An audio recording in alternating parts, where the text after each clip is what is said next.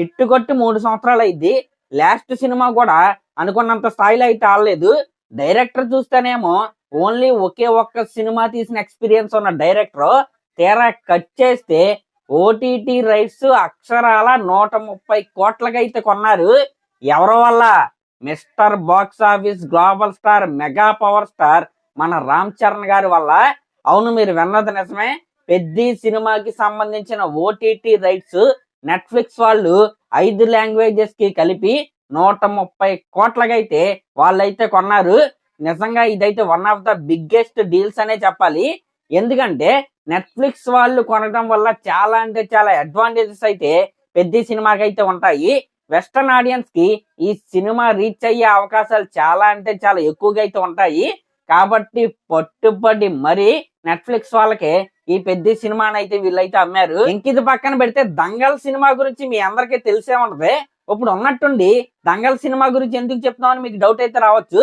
Dangal cinema all time block buster hit cinema, industry hit అనమాట. ఆ దంగల్ సినిమాలో ఉన్న కుస్తీ ఫైట్స్ గూస్ బంప్స్ తెప్పించే విధంగా అయితే ఉంటాయి.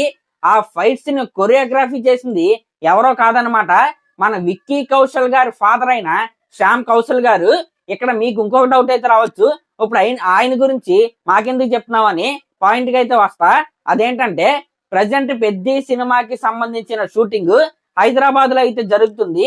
ఒక భారీ సెట్ లో ఒక అదిరిపోయే ఫైట్ సీక్వెన్స్ అయితే వీళ్ళైతే షూట్ అయితే చేస్తున్నారు. ఆ ఫైట్ కి స్టంట్ కొరియోగ్రాఫర్ గా శ్యామ్ కౌశల్ గారు అయితే పనిచేస్తారు. వెంటనే మీకు ఒక డౌట్ అయితే రావచ్చు, అంటే కుస్తీకి సంబంధించిన ఫైట్స్ ఏమైనా వీళ్ళు షూట్ చేస్తున్నారా అనే డౌట్ అయితే మీకైతే రావచ్చు. ఆ డౌట్ ని అలాగే ఉంచుకోండి. ఇంకా ఈ ఫైట్ సీక్వెన్స్ లో శివరాజ్ కుమార్ గారితో పాటు కొంతమంది ఫైటర్స్ కూడా ఈ ఫైట్ సీక్వెన్స్ లో అయితే పాల్గొన్నారనమాట. చాలా భారీ ఎత్తులో ఈ ఫైట్ అయితే ఉండబోతుంది. గూస్ బంప్స్ తెప్పించే విధంగా ఈ ఫైట్ ని అయితే వీళ్ళైతే తీస్తున్నారంట. ఇంకా మీరు ఇక్కడ గుర్తు పెట్టుకోవాల్సింది ఏంటంటే పెద్ద సినిమాలో ఉండేది ఓన్లీ క్రికెట్ మాత్రమే కాదు, మల్టీ స్పోర్ట్స్ పర్సన్ లాగా అయితే మన రామ్ చరణ్ గారు అయితే కనపడబోతున్నారు. దాంట్లో వన్ ఆఫ్ ద పార్టే ఈ కుస్తీ కూడా అనమాట. కాబట్టి రాబోయే రోజుల సర్ప్రైజ్లన్నీ మనకైతే ఒక్కొక్కటిగా రివీల్ అయితే అవుతా ఉంటాయి. మీరు ఎక్కడ చూసుకుంటే ఈ ప్రత్యేకమైన ఫైట్ సీక్వెన్స్ కి బాలీవుడ్ స్టంట్ కొరియోగ్రాఫర్ అయితే మన బుచ్చిబాబు గారు అయితే తెప్పించాడు. ఈ సినిమాలో చాలా సంఘటనలు అయితే ఉంటాయి. ఒక్కొక్క సిచ్యువేషన్ లో వచ్చే ఒక్కొక్క ఫైట్ కి అయితే ఒక్కొక్క మాస్టర్ అయితే మన పెద్దకి అయితే పనిచేస్తున్నారనమాట. టోటల్ గా 4 స్టంట్ మాస్టర్స్ అయితే ఈ పెద్ద సినిమాకి అయితే పనిచేస్తున్నారు. రామ్ లక్ష్మణ్ మాస్టర్ అవ్వచ్చు, కెవిన్ కుమార్ మాస్టర్ అవ్వచ్చు, నభకాంత్ మాస్టర్ అవ్వచ్చు, ఇప్పుడు రీసెంట్ గా శ్యామ్ కౌశల్ మాస్టర్ అవ్వచ్చు. ఈ విధంగా ఒక్కొక్క క్వాలిటీ ఒక్కొక్కరి దగ్గర అయితే ఉండదు. ఒక్కొక్క దాంట్లో ఒక్కొక్కరు ఎక్స్పర్ట్ అనమాట. మాస్ లో రామ్ లక్ష్మణ్ అవ్వచ్చు, ఇప్పుడు ఈ కుస్తీకి ఈ శ్యామ్ గారు అవ్వచ్చు. ఇలా ఒక్కొక్క దానికి ఒక్కొక్కరు అయితే ఉన్నారు కదా. వాళ్ళందరినీ కలిపి వండి ఒక మంచి వంటగాన్ని అయితే మన బుచ్చిబాబు గారు అయితే సెట్ చేస్తున్నాడు.